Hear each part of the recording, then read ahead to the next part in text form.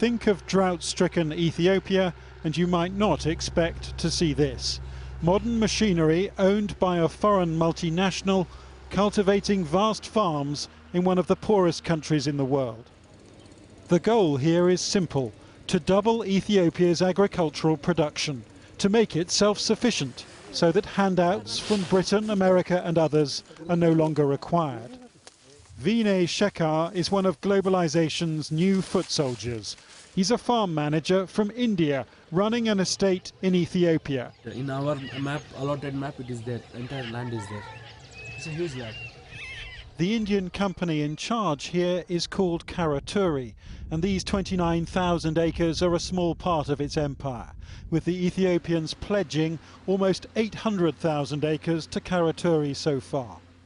Ethiopia's land is owned by its post-communist government, and that land can't feed its people.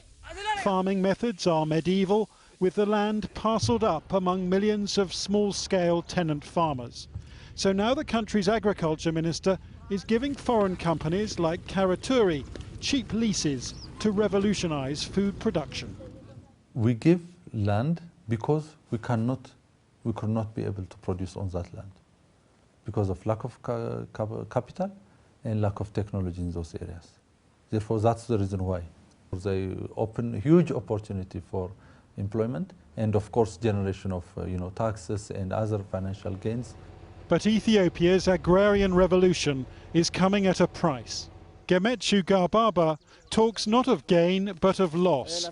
He's pointing to Karaturi farmland, which he says the government took from him to give to the Indians instead.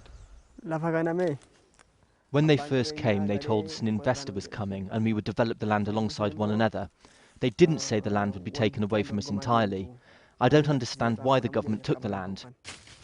Mr. Garbaba now grows maize on land nearby, which he sublets each year from a neighbour.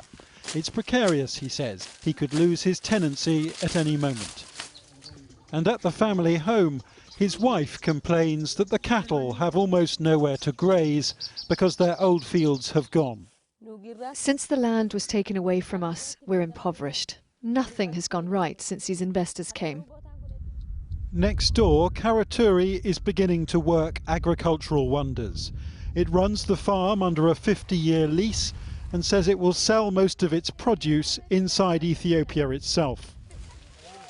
With their Indian manager watching them, these women say they're grateful to have a job, earning just under 50 pence each per day. Cheap labour means big profits to come. Karaturi's negotiated such a good deal here that it's investing nearly $1 billion in Ethiopia. Though in an interview last year, its founder said it was shameful to accuse the firm of land grabs when the country's being transformed. Why do they need to import food? Isn't it a shame? I mean, I almost feel some sort of a conspiracy out there that people want Africa to keep remaining with a begging bowl. Here we are creating employment. We are creating food. We are creating wealth. Isn't that what Adam Smith spoke about? Isn't that the reason why the Western world is self-sufficient today? I don't think creating wealth is a crime. Yet in this village hut, everyone complains they have less food than before because Karaturi now farms where they once did. Teresa Agasa helped put together this petition to change the government's mind. And when that didn't work, he took a job as a security guard for Karaturi for 45 pence a day. We wish we could eat 3 times a day. I know my children want this, but I cannot provide that. We live and survive only if we have land, and we would rather have our land back. Ethiopia's agriculture minister claims there's no conflict with local communities and no need to provide compensation.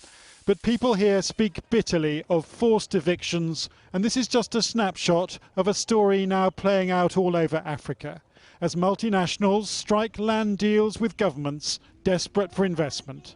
The risk is colonial-style plantations, and local people swept aside in a world badly in need of more food costing less.